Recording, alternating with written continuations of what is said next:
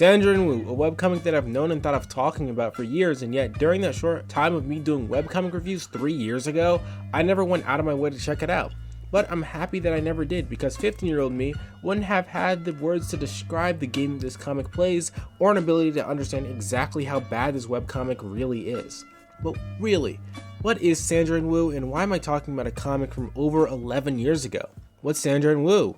If you haven't read Sandra and Woo, then it follows the adventure of our main characters, Sandra and Woo, the talking raccoon, along with Sandra's friends, Cloud and Larisa. The comic's clearly inspired by other old classic works like Calvin and Hobbes or Peanuts, and despite a few curse words or jokes only older audiences would understand, it remains as a wholesomely childish, funny comic with a unique, high variety of jokes, all within at least weekly release schedule for new strips. But of course, if it was that simple, if the comic really was just childish fun with a few adult jokes, then the title, thumbnail, and this entire video would be completely different. Nothing the comic portrays outwardly is true, as at its core, it's a comic that is completely okay with sexualizing its very, very underage characters for no other reason than to tell disturbing jokes as if they were normal, while showcasing all of what it does is wholesome family fun. This is why I'm talking about a webcomic that was made over 11 years ago, and it's the main issue with the comic, as I could excuse the flawed storytelling of certain arcs or straight up double standards as shortcomings if this creepy aura wasn't such a prominent, disgusting issue that makes its way into every facet of how this comic functions. And I really do mean every facet contributes to this outward, false appearance, from the characters, to the art style, to the arcs that happen, and even to how most other jokes are told. So instead of how I'll be doing any other webcomic moving forward, i.e. breaking down the story or story arcs or characters and how they function to see if the comic itself is good or not, I'm going to break down every element of this comic that contributes to the facade of wholesomeness that it desperately wants you to believe. We'll be starting with characters. Sandra and Woo is a very naturally character-driven comic, and the story arcs that do happen are occasional and serve to add more onto our character's character. The personalities of each main character isn't the big issue for the most part, as they all do act as childishly as you may expect. The issue is a territory that the creators of this comic are willing to go with our generally 12-year-old characters. Woo's the main mascot for the comic, and I'd expect him to be one of the first characters people think about when they visualize a cast of Sandra and Woo.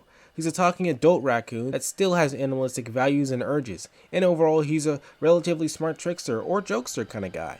Usually these kind of characters in stories like this are my favorites, since they bring their own unique kind of fun to the story that can't be obtained from any human character. But sadly, even the animal characters aren't safe from sex jokes involving child characters. Woo is an adult character. He has rationale that only an adult would have, like when he calmly tries to buy time before being attacked by wolves, but he also talks to Sandra like she's a child, not as a regular friend who's also a kid. If you consider those two things as weak examples when showing that he's definitely an adult character with an adult mind, then it should be clear when he goes out of his way to find a mate in the comic, because it's mating season, and the characters of this comic write the dynamic of how Lily and Woo talk to each other completely differently from how Cloud and Sandra talk to each other, because Lily and Woo are adult characters, similar to Cloud's parents in that way with how they romantically flirt and casually make adult references or jokes. Sure, maybe Woo doesn't understand human specific things like why humans find each other attractive or sometimes boundaries, but he's still very clearly written to be an adult, or if you really want to push it, a teenage character.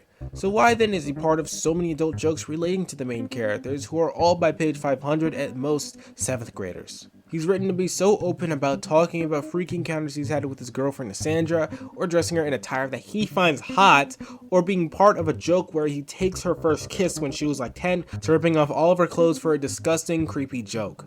There are only at most 3 ways that you can see this. Woo's simply just so dumb and bad with human boundaries that he's okay with joking with or seeing a child in this way, which is contradicted by his disgust of kissing Sandra, showing that he knows exactly what he's doing. To me, the singular interaction shows that he understands that Sandra is a kid, and doing things like that is gross. So really, there's only 2 ways to see this. Woo is a pervert who's deep down 100% fine with both being an adult / pet in Sandra's life, while also being okay with making sexual jokes to her or trying to make her appeal to his eye. Or the writers who created Woo and this entire story have it, at the very least, a few screws loose in their head. You can decide between those two options if you want. Overall, because of the things Woo do to Sandra and the jokes he's used for in relation to the child characters, it's literally impossible for me to like this character at all. Woo is a character that should add more fun to the comic because he's a raccoon, and that fact of his character is taken into consideration through his animalistic urges and different outlook on life in comparison to human characters,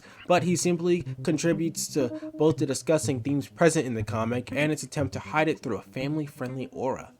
Sandra is a completely, and I mean completely normal little girl. She's very innocent, pays attention in school, likes to play pretend with toys, likes to hang out with her friends and try new things, and she cares a lot about her pet Woo. But unlike Woo, who could have been an interesting, fun character if it weren't for all the issues I talked about earlier, Sandra's rather boring, and the comic relies more on other characters interacting with Sandra for its entertainment value.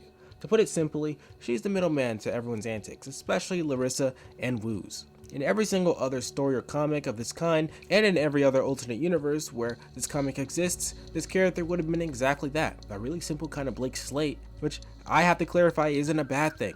But instead of just being that, she's also used in a lot of lewd jokes. I've already touched on it with Woo, but there's still plenty of gross imagery Sandra is basically forced to be a part of.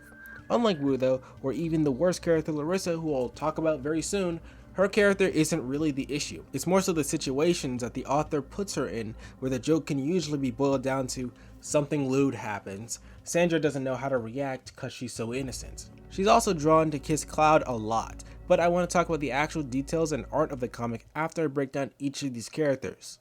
Cloud's basically the sort of cool kid in the group. He's a normal, innocent kid just like Sandra, but he's amazing at fighting and he's kind of like a superhero, though that story arc's never brought up again. Aside from being a cool kid who's innocent and good at fighting, there's not much else to his personality. But girls also find him really attractive. Yes, seriously, and we never hear the end of it. Cool guy characters who are kids exist in stuff for kids, but it usually isn't an issue because it doesn't get into strangely sexual territory or showcase their child characters with erections while their mom teases them about it. Sandra and Woo has no issue with talking about how hot other child characters find Cloud to be, which is something I've never seen before in anything. Sure, if you want to play devil's advocate for whatever reason, kids probably do talk about how attractive they find one another to be. But is that really something that should be written into a comic as your joke? Especially when there are basically no boundaries for what is and isn't okay to make jokes about with these child characters, as the comic's in this confusing limbo of being family friendly and for adults at the same time. This usually leads to a mix of family-friendly, childish jokes that are generally wholesome and sometimes pretty funny to jokes that are dirty and adult. But this is more something that deserves its own section later on. Our final and worst character is easily Larisa. Larisa is the only kid who isn't innocent at all, but still childish. She likes messing around with our main characters and setting fires since, of course, she's a kid. She's also a big goofball and jokester, but she also likes to make dirty references, kissing boys and being whorish. I am serious. When Larisa is like 10 or something, another character describes her as a slut. It's disgusting. Larisa is most used in adult jokes since she likes making adult references, and there's a good chance that if she's on a page, she's either hitting on someone, kissing someone, or making some kind of vague sexual reference. And a lot of the time the joke is that since everyone else is also a kid, they don't exactly get what she's saying, but we do. Again, by page 500, which is where I stop, she's no older than 12 or 13. And this is pretty much her whole character, mostly just being slutty, kissing dudes, and making lewd references. I don't think there's much else I need to explain as to why making a 12-year-old character your main catalyst for jokes of this nature is a bad thing. The comic also likes to talk about her bisexuality, even though again, she's a kid. I'm sure no adult human being wants to read about how this fictional 11-year-old likes kissing girls. Of course, I'd rather give all webcomics some kind of benefit of the doubt since I don't just want to tear stories down anymore. So, like Cloud, if you want to play devil's advocate, you could say that 12-year-olds would find jokes like this funny because they're kids, and kids like making jokes they find edgy or adult. If that was what the writer and artist of this pedophilic wet dream were going for, then yeah, kids this age probably would find jokes like this funny all the time. But my main issue is that you don't need to write children making sexual jokes just cause they would, period. It's simply uncomfortable and in this way adds nothing to the story. I'm not saying that a writer can never do this. Jokes from young characters like this could be used strategically to make audiences uncomfortable or to establish something instead of laughing if that's the intention. I actually did a similar thing in my comic about a 17-year-old and a 25-year-old dating with that exact intent, but This is neither the story nor tone established for that, and having a character for the majority of the story that isn't even 12 yet constantly doing dirty things and saying lewd stuff for the audience to laugh is repulsive. It's more so a thing of, yeah, you could make a joke like this, but should you? Should you really joke about the sexuality of a child character? It's one of the most common types of jokes Larisa is used for. She finds a guy way older than her hot, she hits on him. She wants to flirt with her boyfriend who's also 11? Totally funny. From no angle that I can think of is this even remotely okay. And if you think I'm soft because I'm disturbed when I hear kids talk sexually in fictional media, then tell me in the comments. My reply probably won't be respectful. Arcs and strange quirks. Story arcs in this comic exist to add more onto the characters, and almost every story arc is usually something only children would be interested in, while all being ultimately pointless. Nothing in these story arcs actually changes anything. It's kind of like a slice of life sort of thing, but also not really is what I'm trying to say. Cloud being a superhero who fights crime is completely meaningless as it's never brought up again, or the entire boat arc was just kind of meaningless fun, or even facts that are established that have bigger or possibly darker implications aren't spoken on more. One that's really striking to me is that all animals are as sentient as Woo, with an ability to talk and create technology to effectively at least tranquilize human beings, and somehow nobody knows. And the squirrel literally has a gun to shoot predators to eat them. Are we really to believe that nobody has had their pet dog or random animal come up to ask them for food directly? Why isn't this story like 25% Zootopia with animals basically acting as regular people? Because not once do we see an animal that isn't fully sentient and aware of everything going on. In Calvin and Hobbes, Hobbes isn't real. He's a figment of Calvin's childlike imagination, so there aren't any questions that could be asked since that part makes sense. But with this story, there are multiple arcs with animals just doing normal stuff. It would be far less striking if they attempted to make it make sense as opposed to prioritizing fan service, as this guy would put it, of our 12-year-old characters. Many things about the world when it comes to the animals crumble when you think about it just a bit. Story arcs don't matter because at the end of the day, it's told and formatted like a bad episodic kids show. Sometimes stuff will happen for a few episodes and then it affects nothing in the long run. But the more I thought about it, even this comic's poorest aspect adds to the whole wholesome family fun aura. You'll see Cloud being a superhero, or them trying to get home on a boat, or the kids in school or at the beach and feel like totally a kid's comic when that couldn't be further from the truth. The comic also has an occasional lack of self-awareness. Put simply, this comics very early on does a Martin Luther King parody where Martin Luther King is instead Woo the raccoon, and it's played completely straight as if nothing is wrong with that. Or when it decides to name a raccoon Blackie. In case you didn't know because you're like not American or something, coon is a slur used against black people, so you can guess how I feel about that. It also loves to grandstand about things while being hypocritical. Most clear example being when Woo goes on a war against humans by tranquilizing them and moving them to terrible areas because they killed animals, when a bit later Woo is complicit in killing animals. Make it make sense, Sandra and Woo. And something that I forgot about is the love triangle between Larisa, Cloud, and Sandra. Larisa, especially in the start, is constantly trying to get Cloud's attention through, well, you could guess what kind of things Larisa were trying to do. And surprisingly, the comic focuses a good bit on this relationship element while also taking it nowhere at the same time. Something about this really rubs me the wrong way, and I think it's the implementation of how Sandra and Woo does it. I'm already not a fan of love triangles, as in most cases it's just an easily extendable trope used to keep viewers viewing so they can be like, oh my god, will Sandra and Larisa, or I gotta see if Cloud and that sort of thing. And for it to be unique, I think another element should be added. Again, referencing the comic I've created, check it out on my server, I kind of wrote in a love triangle as well. But the element I added was to simply put toxicity and the fact that both people who are going for the same guy never see each other. Sandra and Woo not only add 0 elements to this love triangle trope, but every character is under the age of 13, so no matter what, it couldn't have worked anyway. Art. Now that we're done with the characters and story arcs, I want to talk a little bit about the art. It's pretty good. The artist is great at drawing in this style, but my main issue comes from the style itself. A big part of why it has this whole aura of being family friendly is because of the art style, and because of it, the outside initial perception of this comic will be, this is for kids. And the true nature of this comic isn't established either, since it likes to tell wholesome jokes that fit with the art style, while at the start sneaking in jokes or things that sexualize characters on top of it. And then later doing that a lot. Due to the confusing contradictory tone of the entire comic, the art just doesn't fit it. Again, it's really good, but how can your comic look like this while also having wholesome jokes about a 12-year-old being made fun of by his mother for getting a boner in public? Or also having two of the main kid characters always kissing, sometimes having it detailed, or from Larisa's constant sexual remarks or the little raccoon sex that we see happen in the comic. It doesn't work, but it's not bad, and usually an art style with a comic doesn't have to match the tone. I'm completely fine with if a comic looks like it's for kids when it's not, or vice versa. My main issue with the style here is that it's clearly a style made for kids. It literally looks like Calvin and Hobbes, a well-known comic for kids, and with how it's written a lot of the time, it's not clear that the comic is not kid-friendly. That's the issue. If the style wasn't derivative of something classically known for being family-friendly, then I wouldn't really have a problem, since you couldn't look at it and be like, oh, this looks like Peanuts, totally for kids, or oh, this looks like Calvin and Hobbes, totally for kids. You get it.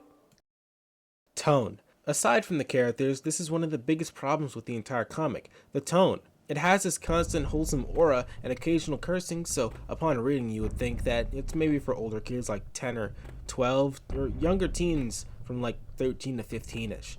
But its dirty humor would contradict this way of thinking. Sexual humor in this comic is used in the same way as every other joke is, but it's incredibly striking and shocking because the norm for a lot of it are nice jokes with no curse words, like the UFO bit, or when Cloud and Larisa make Final Fantasy references in a way that anyone could understand and find funny. But then, as if it's also the norm, the writer squeezes in a little adult jokes with our kid characters.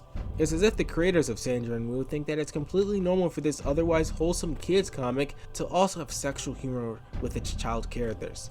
The jokes could be funny too, and there's a really easy workaround that they could have had. Instead of these characters being 6th graders, they could have been either late teens or college kids. And notice that if you make these characters like 17 to 21 or within the age range while changing nothing else, almost every joke works and is fine.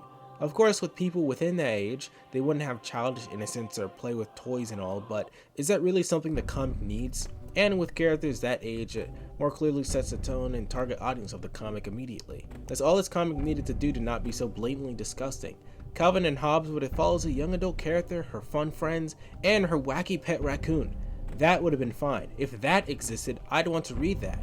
But we're not in that alternate universe. We're in the one where these characters that aren't even teenagers yet are part of jokes that kids their age shouldn't even be hearing, let alone being actively a part of. The inclusion of these child characters also makes it seem okay for kids to read. I'm not too worried about any children accidentally stumbling across Sandra and Woo of all things, which is a finished webcomic from 2009 in the year 2024, but it still makes you wonder a bit about the writer's intentions when creating something that has this cloak of being alright for children while exposing them to sexual jokes with kids a part of them as if that's a normal thing. Target audience. With these tonal inconsistencies, the subject matter, and ultimately strange art style choice, who was this comic for? Well, it's not safe for children to read due to how the comic mixes adult themes with kids as a normal thing. It wouldn't be shocking if it made a child reading believe that Larisa's frequent lewd actions are completely normal despite her very young age, so we can easily conclude that kids should not be reading this. Well, how about adults? Most people who are adults could find this comic nostalgic due to the art style being reminiscent of Calvin and Hobbes. And what could draw them to reading is the mix of funny, occasional adult themes, until these adult themes mix with the child main characters. From there, most will be made uncomfortable or angry, both feelings that I felt as I slowly read more and more of this comic. So who can really enjoy the comic? It's simple really. People who are okay with sexual themes mixing with children, or lolly connoisseurs, maps, pedophiles, or again, children, since they don't understand why what's in front of them is wrong. And due to the packaging, it just feels like another normal kids show or comic. I wouldn't usually do this and I probably won't in the future, but who exactly enjoys this webcomic is clear from the comments if you couldn't assume it for yourself. Comments from people like Gaboris saying, I'd still take my chances, totally worth it as they say. When in the comic, the principal says for nobody to play Truth or Dare with Larisa, the 7th grader. And with how Larisa is, you could probably guess why the principal is saying that. Or one from a person named Evil Midnight Lurker saying, my first thought, yeah, threesome, under a comic where Larisa steals Sandra's second kiss. Or the worst one, from commenter Mick Butterpants, where he talks about wanting Larisa even though he thinks that she's 13 years old. Yo, I'm in a weird location right now, but I have to talk about what I just saw with this because this is so striking and weird, and this really does show who this comic attracts. I'm not kidding. these two characters are talking about their butt or something, and then this one guy says, how much of a butt can a 12-year-old possibly have? And this guy corrects them and says she's 13. It's so weird. And then this other guy, another bear, I don't even want to read. I'm showing the comment on screen right now. I don't even want to read this right now because this is so creepy. It says, how cute can a 13-year-old, bro? When I taught elementary school, I saw a little girl, and he put it in quotation marks. This guy's a pedophile. Go home for Christmas break and come back 2 weeks later with hips? This guy's a pedophile. I thought that this was impossible and told her grandmother so. She said that she thought too, but it's hard to argue with reality. One year I stood at the head of the line of my 6th graders on the first day of school, and when they lined up, thought, oh shit, 5 of my 5th grade girls had come back to the 6th grade as going on. Dude, Freezer, you obviously have never spent much time around children of that age. Do you see what I'm talking about? Do not read this comic. It is for pedophiles. There are many more comments exactly like this under plenty of these pages, and I would not suggest looking at them yourself, or even reading this comic. All outcomes for anyone who reads this comic are negative. It either makes this gross adult behavior for children reading seem normal and child-friendly, or grosses out adults, or exists to make creeps happier. I have no idea if that was actually the intention from the creators of this, especially since the comic didn't start off like this. It instead devolved slowly into becoming more degenerate. But either way, the audience it was targeting during its lifespan was disgusting, no matter how you want to look at it. Conclusion. In any other ordinary webcomically bad video, I would explain what happens in the story of a webcomic or each and every story event in order to determine whether or not it's good or bad, if it has a story, in a usually respectful way, as I know how difficult it is just to create a story.